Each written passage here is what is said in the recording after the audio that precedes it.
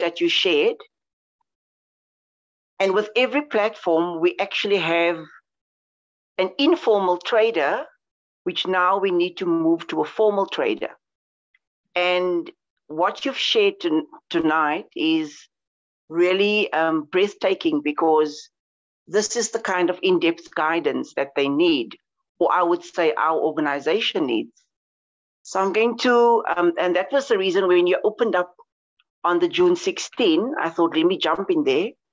But I think with all the other platforms that you've mentioned, we definitely would like to have a more in-depth conversation, like you said, with regards to the events and what you are envisaging to achieve.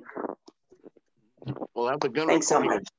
I've begun recording again, and I think it's very important, Heather, if you could be so kind as to do what Lloyd said earlier, do it like a Hollywood do-over, and introduce yourself, your name, and then the part of South Africa you're from.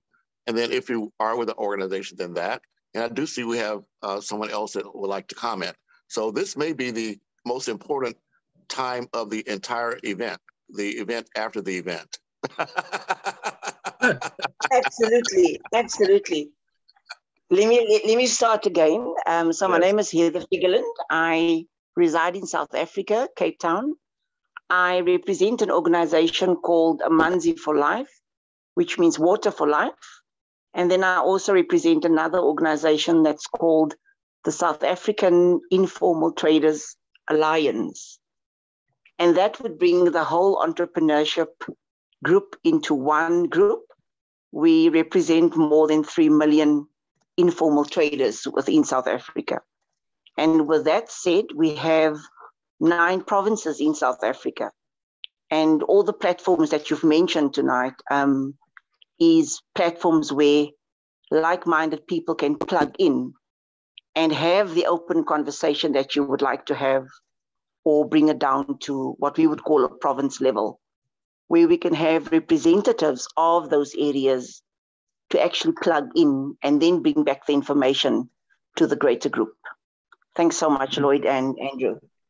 Well, thank you. And just to let you know, in Eastern Cape, Princess Seppi and I are working with at least 9 traditional councils.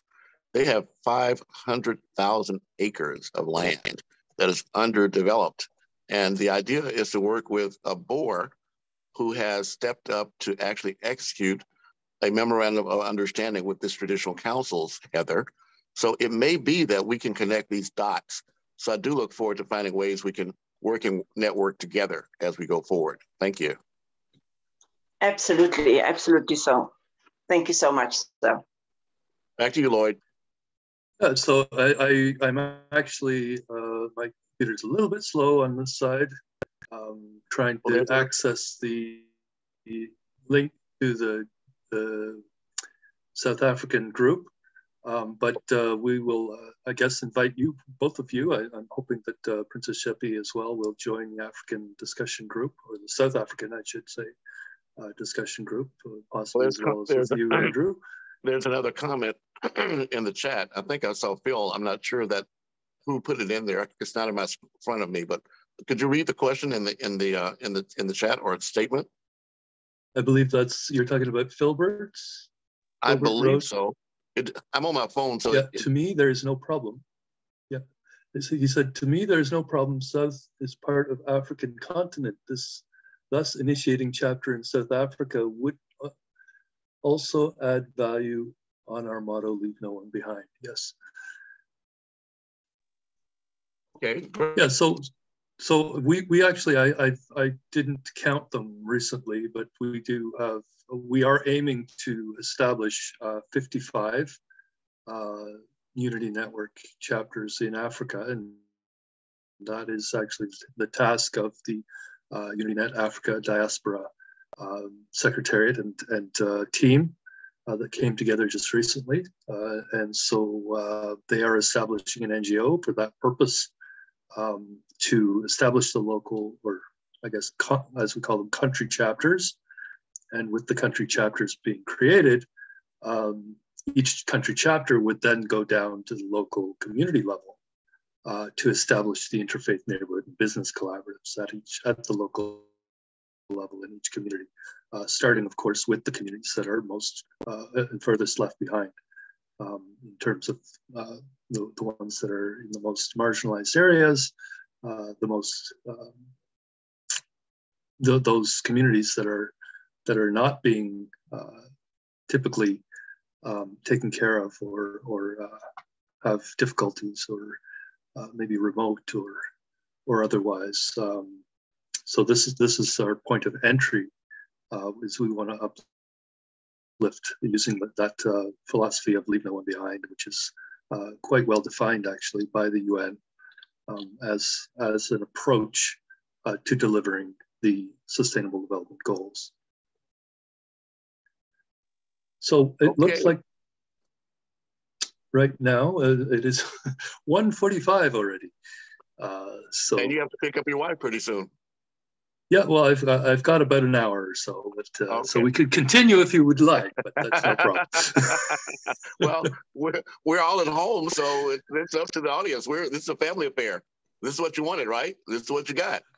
Exactly. I mean, it was. I guess I think it took a little bit of time and for people to know each other a little bit better.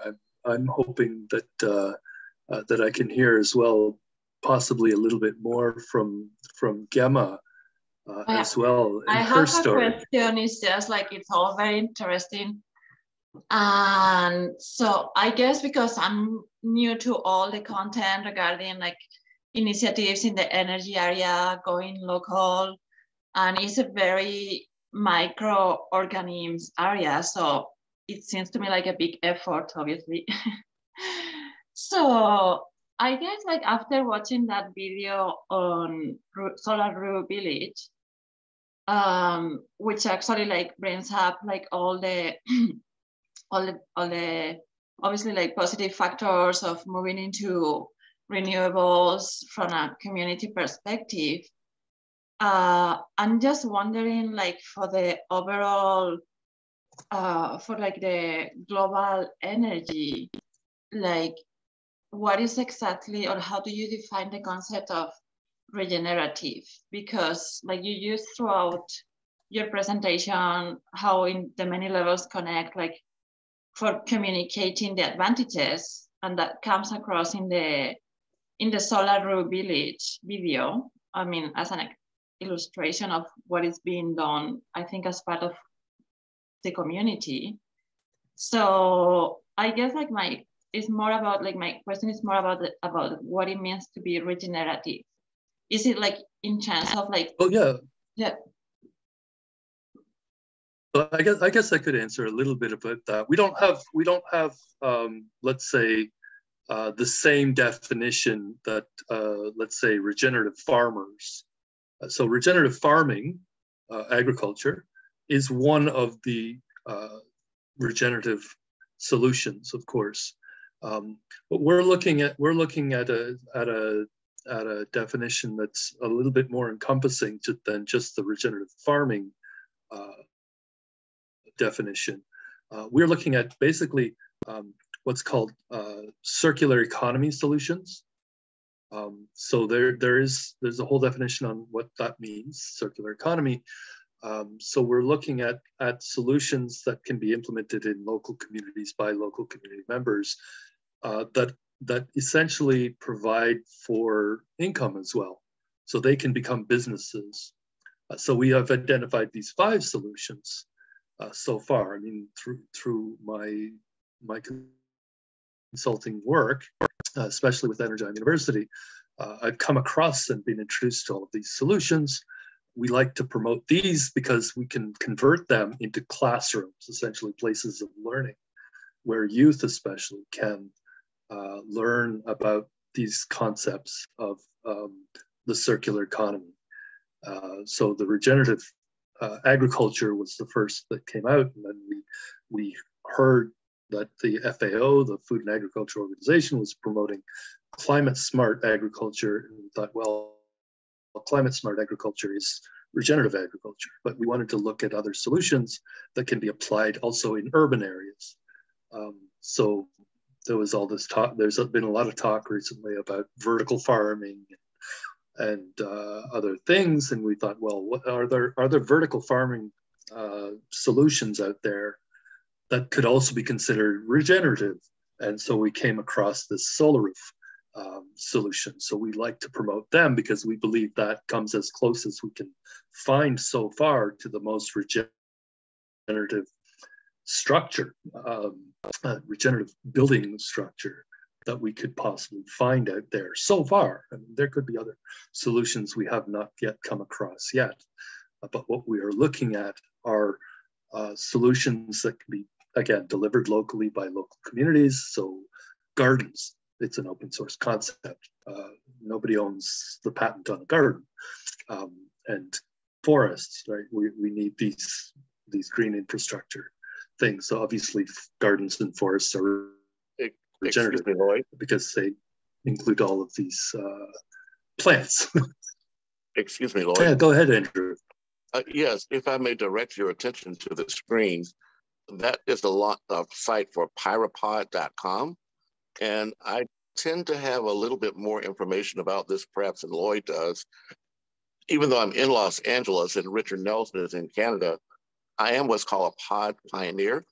I am a licensee of the technology. I have been for about 2 years. So I've been following the development for quite some time. One of the most important elements of what Richard Nelson's design brings to the table is what he calls the full engagement with all the kingdoms of life. So that it means that from the biological level to the bacterial level, all the way up to fungi, up through vegetable, even plant, and then of course animal, because it does include fisheries as well. This closed loop system is intended to be something that could deliver solutions to any local community, but they do have models that are expandable and replicable so that they could be community-wide or city-wide. But I'll put the information in the chat if you like more additional information about this particular technology. And actually, one of the key members as well, and I wanted to follow up on this. Pyropod, the company, which is based here in Canada, in British Columbia, is a member of the Global PodNet Co-op. And the Global PodNet Co-op, again, I mentioned during my presentation, is based in Iceland, but it is a global co-op, global cooperative for licensing of these open source solutions. And so one of the key members of every interfaith neighborhood business collaborative will be a local PodNet cooperative. So we will want to create a local PodNet cooperative in every local community as part of the interfaith neighborhood and business collaboratives that we would wish to establish in every local community.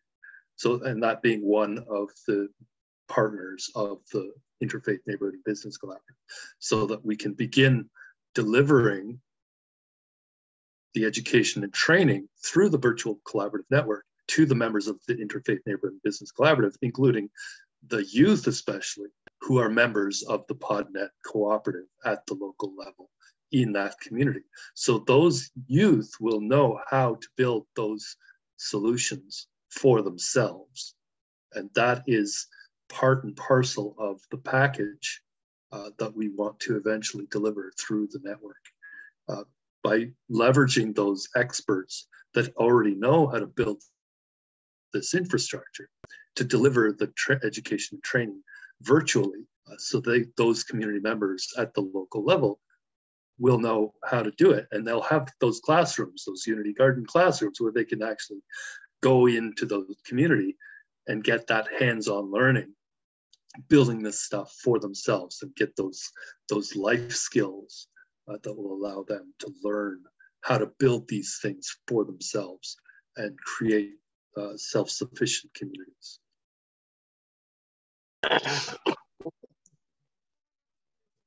Well, thank you so much. Again, I put the link in the chat if you'd like to go to this website. It gives you more in-depth information. So I'll turn it back over.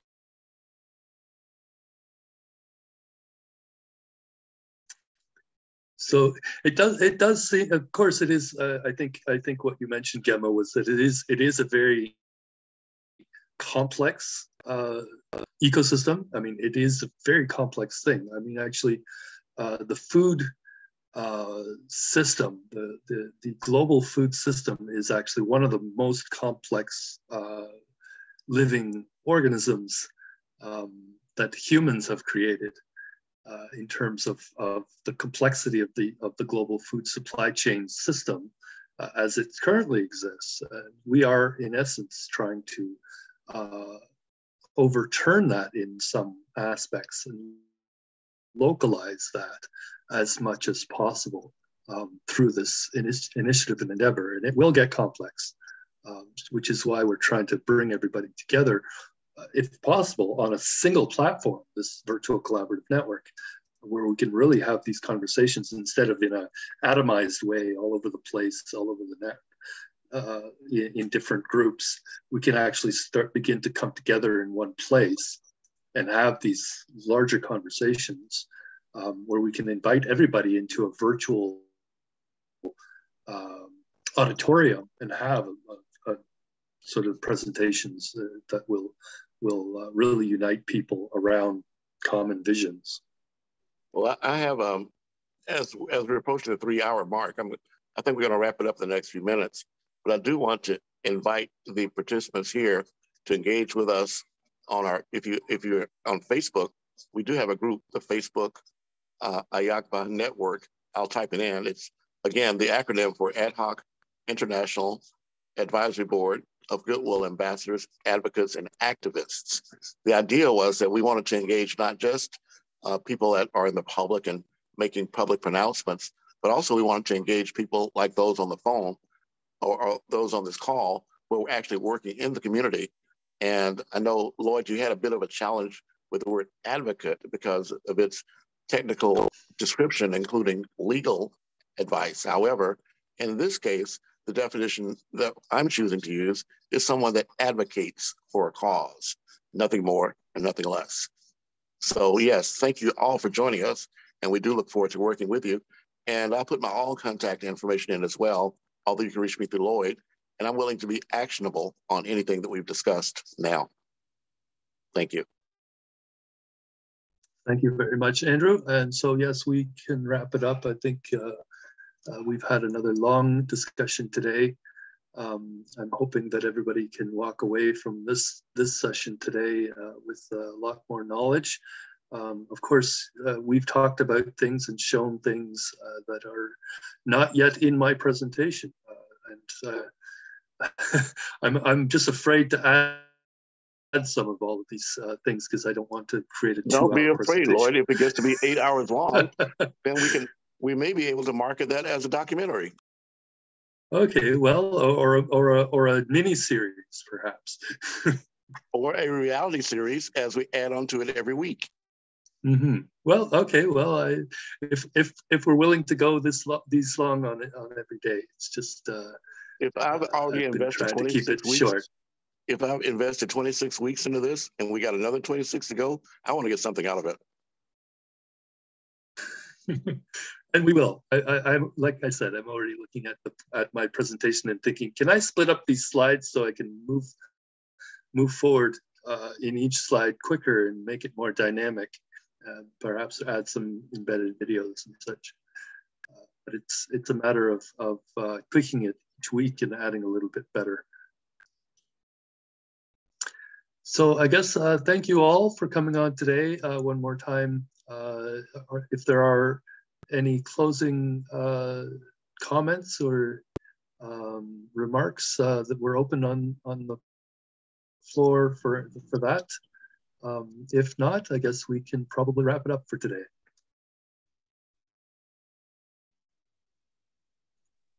Okay, I'm typing in the information, so you got a few seconds.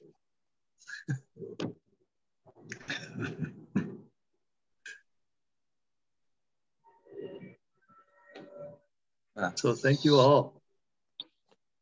Okay, that's it. Thank you. Thanks everyone. We really appreciate you being here, and we love you all.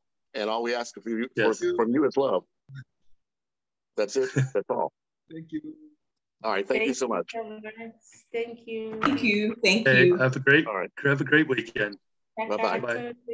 Bye. God bless everyone.